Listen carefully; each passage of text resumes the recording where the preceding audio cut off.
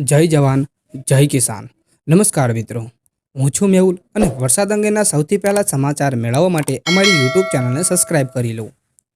આગાહી મુજબ તારીખ 25 થી 30 સપ્ટેમ્બર દરમિયાન ગુજરાતમાં વરસાદ વરસી રહ્યો છે અને આ આગાહી મુજબ સૌરાષ્ટ્રના જિલ્લાઓમાં પણ ભારે વરસાદ પડ્યો છે, જેમાં ભાવનગર, અમરેલી, સુરેન્દ્રનગર, બોટાદ, રાજકોટ તથા અન્ય જિલ્લાઓમાં પણ વરસાદ વરસી રહ્યો છે અને ગુજરાતના મધ્ય તથા પૂર્વ ગુજરાતના જિલ્લાઓમાં પણ ભારે વરસાદ પડ્યો છે, જેમાં અમદાવાદ, ગાંધીનગર, આણંદ તથા અન્ય જિલ્લાઓમાં પણ વરસાદ વરસ્યો છે।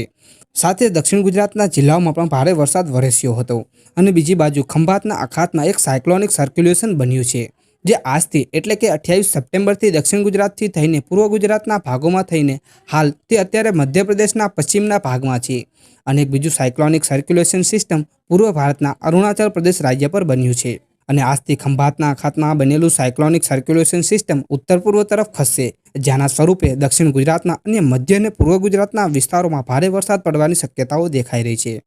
જેમાં વડોદરા, ભરૂચ, પંચમહાલ, દાહોદ, ખેડા, મહીસાગર અને અરવલ્લીમાં પણ ભારે વરસાદ પડવાની શક્યતાઓ છે, જ્યારે બીજી તરફ સૌરાષ્ટ્રના દરિયાકાંઠાના જિલ્લાઓમાં પણ ભારે વરસાદ પડવાની શક્યતા છે, જેમાં ભાવનગર, બોટાદ, અમરેલી, જૂનાગઢ અને ગીર સોમનાથમાં પણ ભારે વરસાદ પડવાની શક્યતા છે। મોરબી અને સુરેન્દ્રનગરમાં પણ ભારે વરસાદ પડવાની શક્યતા છે। ઉત્તર ગુજરાતના જિલ્લાઓમાં પણ હવામાન વિભાગ દ્વારા વરસાદની આગાહી આપવામાં આવી છે।